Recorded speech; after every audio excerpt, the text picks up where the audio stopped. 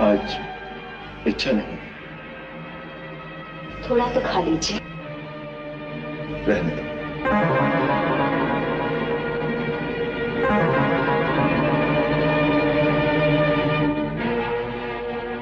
ऐसा लगता है किसी चिंता में हैं आप।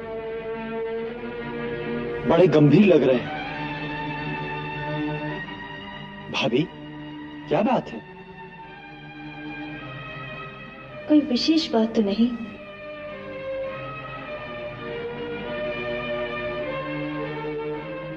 जो राजा बनता है उसके सिर पर सर्वदा कोई विशेष बोझ होता ही है। तुमने सच कहा भरत।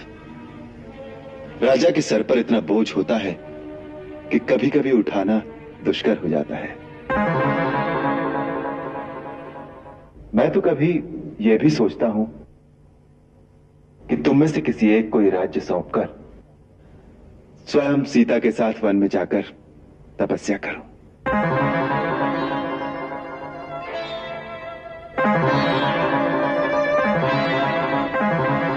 भरत, तुम्हें तो राज्य कार्य का अभ्यास भी हो चुका है, तुम्हारा चरित्र भी निर्मल है। तुम ही राजगद्दी संभाल लो तो अच्छा हो।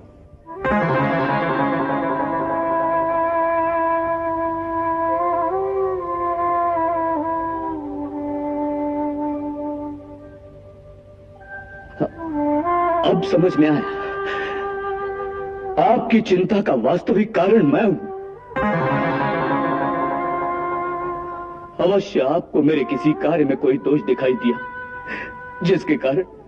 जिसके कारण आप मुझे ये दंड देना चाहते हैं।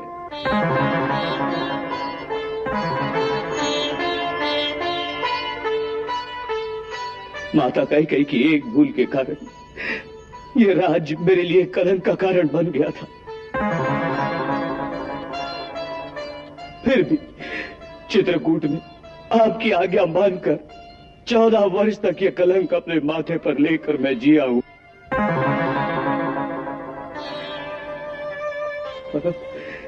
अब ये राज मुझे फिर देने का अर्थ होगा कि वही कलंक फिर से मेरे माथे पर स्थापित कर दिया जाए।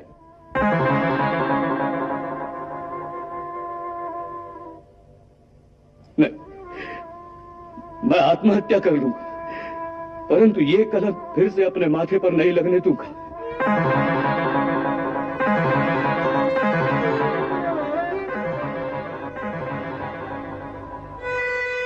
अवश्य आपको मेरी कोई भूल दिखाई दी जिसके कारण आपने ऐसा सोचा। महाराज मेरी जो भी भूल हो उसे क्षमा कर दे, परंतु मेरे लिए ऐसा ना सोचे। मुझे क्षमा कर दीजिए महाराज, मुझे क्षमा कर दीजिए महाराज, मुझे क्षमा कर दीजिए।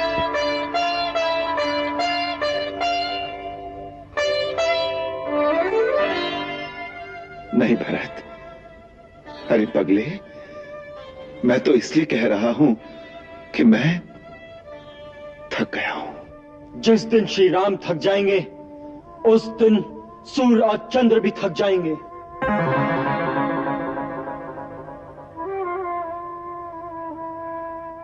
जिस प्रकार सारे लोग, सारी धरतियां आकाश में स्थित हैं, उसी प्रकार सारे संसार की गतियां और शक्तियां आप में स्थित हैं। जिस प्रकार आकाश संकीर्ण नहीं हो सकता, उसी प्रकार आपकी शक्तियां क्षीण नहीं हो सकती। इस तरह आप हमारी परीक्षा न लें महाराज।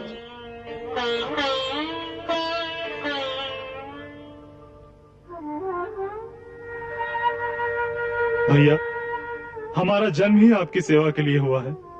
हमारा स्थान अपने चरणों में ही रहने दीजिए।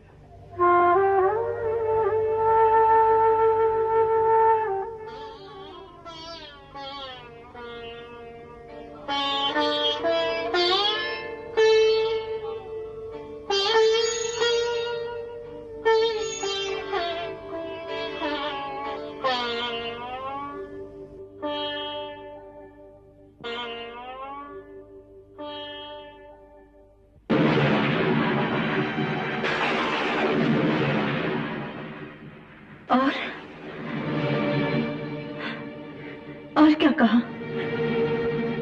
एक ने तो यहाँ तक कहा कि सीता ने सूर्यकुल के राजसिंहासन को लज्जित कर दिया है। और क्या, जितने मुंह उतनी बातें। वो तो महाराज के लिए भी कह रहे थे। क्या कहा? कि सीता के मोह ने उन्हें निर्बल कर दिया है। उसे राजमहल में ही रखकर अपने पूर्वजों की कीर्ति को मिट्टी में मिला रहे हैं। यदि राजा ने उनका त्याग नहीं किया तो देश की दूसरी स्त्रियां भी इसी प्रकार आचरण करेंगी।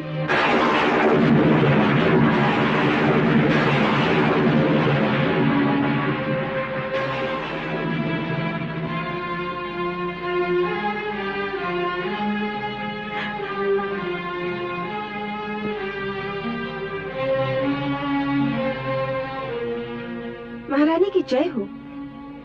महारानी जी, कुमार लक्ष्मण आपके दर्शन की आज्ञा चाहते हैं।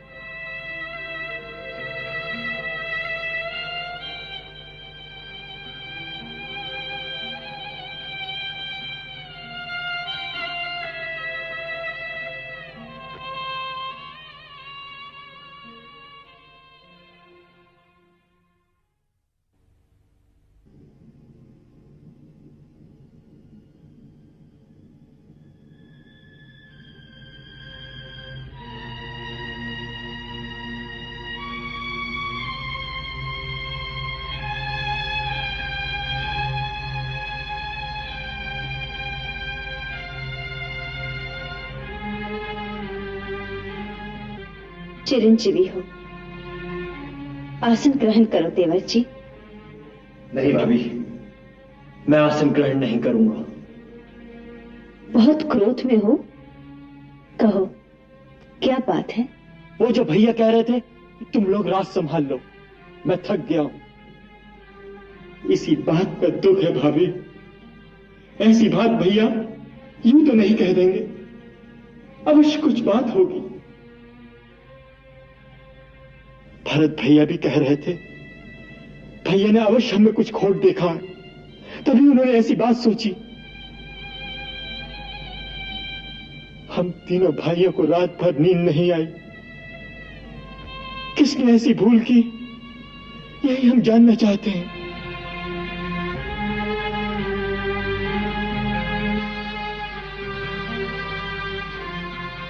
आपको मेरी शपथ है भाभी, सच सच बताइए, कहीं मुझसे तो कोई भूल नहीं हो गई? नहीं देवर जी, आपके कारण महाराज चिंतित नहीं है। आपसे तो कोई भूल हो ही नहीं सकती। नहीं भाभी, टालिए मत, सच सच कहिए। फिर भैया इतने विचलित क्यों हैं? आप तो भैया के हृदय की हर बात जानती हैं। अब ये धारणा सत्य नहीं है। अब आपके भैया महाराज हो गए हैं और महाराज के अंतर में छुपे हुए रहस्य को जानने का अधिकार और किसी को नहीं हो सकता। महाराज पधार रहे हैं। देवर भाभी में क्या मंत्रणा हो रही है?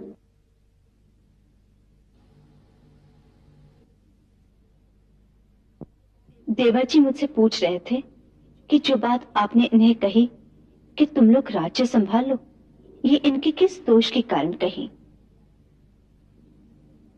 इनका विचार है कि मुझे आपके हृदय की सारी बातों का ज्ञान रहता है, इसलिए मैं उन्हें असली कारण बता दूंगी। मैं उन्हें असली कारण बताने ही वाली थी, इतने में आप आ गए। क्या असली कारण बताने जा रही थी? यही कि इसमें भरत, लक्ष्मण, शत्रुघ्न किसी की कोई भूल नहीं। आपकी मानसिक थकावट का असली कारण तो मैं हूं। अर्थात? अर्थात यह कि मैंने आपको कितने दुख दिए हैं, आपने मेरे लिए कितने कष्ट सहे हैं। अथाह समुद्र पर इतना लंबा सेतु बांधकर लंका पहुंचे, राक्षसों की असंख्य सेना के साथ उस महान युद्ध में अपने प्राणों की बाजी लगा दी, और वो भी मुझ जैसी एक साधारण स्त्री के लिए। सीते, ये तुमसे किसने कह दिया कि तुम एक साधारण स्त्री हो? महाराज, अब तो गंभीर हो गए, मैंने उपहास में कह दिया। सीते, सीता और राम का संबंध कोई उपहास का विषय नहीं है। ये तो एक छोटा सा समुद्र था।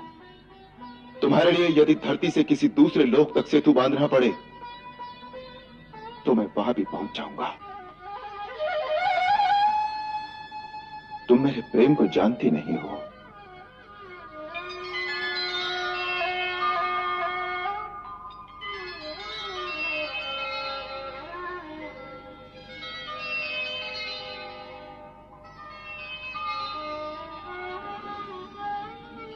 मैं जानती हूँ स्वामी, मैंने तो यूं ही कह दिया। मैं क्षमा चाहती हूँ।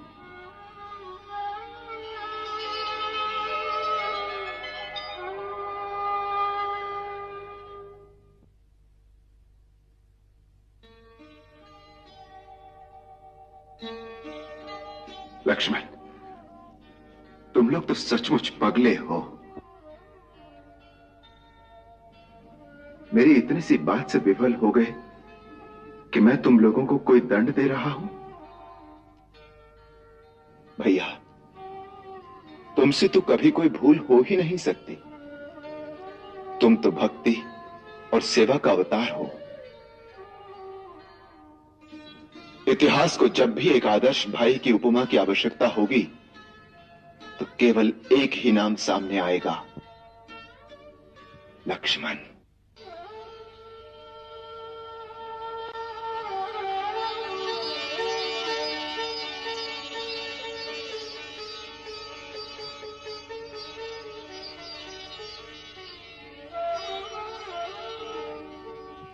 भैया, फिर कभी परिहास में भी आपने इस तरह की बात कही तो आप कहिए लक्ष्मण सचमुच अपने प्राण दे देगा। ए पगले,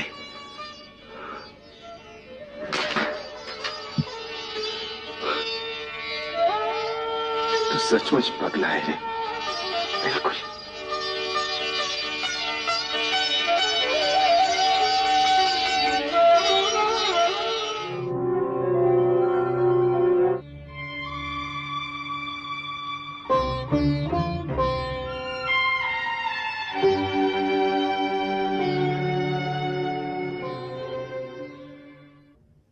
एक नजर उन्हें देख तो लो।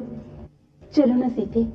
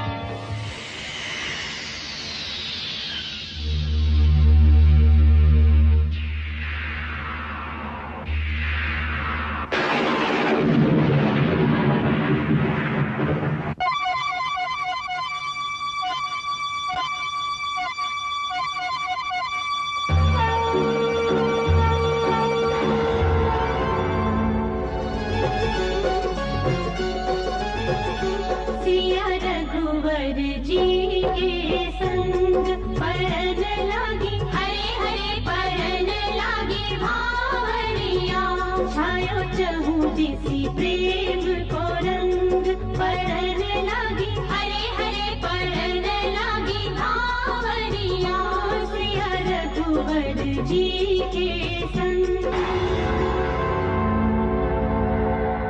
सबके कष्ट मिटाने वाले कष्ट उठाते हैं, जन जन के प्रिय राम लखन सिया बन को जाते हैं। विधनाते लेख किसी की समझ न आते हैं। वो रावण जैसे महापापी के घर में 10 महीने रहकर आई और हमारे राजा राम को उस स्त्री से इतना मोह है कि न उसे केवल घर में रखा बल्कि अपने साथ सिंहासन पर भी बिठा लिया। अरे क्या आवश्यकता थी इसकी? एक ने तो यहाँ तक कहा कि सीता ने सूर्यकुल के राज सिंहासन को दूषित कर दिया है। संसार में एक से एक बढ़कर सुंदर राजकुमारियां हैं, किसी से भी विवाह कर लेता। वो तो महाराज के लिए भी कह रहे थे कि सीता के मोह ने उन्हें निर्बल कर दिया है। परंतु भैया, जब कोई पुरुष किसी स्त्री के मोह जाल में फंसता है ना, तो उसकी यही दशा होती है। वो अपनी आंखों से देखकर भी विष पी लेता है। उसे राजमहल में ही रखकर अपने पूर्वजों की कीर्ति को मिट्टी में मिला रही है। अरे भैया, आज तो एक गांव में हुआ है, कल नगर में भी यही दुराचार फैल जाएगा और सब लोग रानी का उदाहरण देंगे। यदि राजा ने उनका त्याग नहीं किया तो देश की दूसरी स्त्रियां भी इसी प्रकार आचरण करेंगी। यदि राजा ने उनका त्याग नहीं किया तो देश की दूसरी स्त्रियां भी इसी प्रकार आचरण करेंगी। यदि राजा ने उनका त्याग नहीं किया तो देश की दूसरी स्त्रियां भी इसी प्रकार आचरण करेंगी।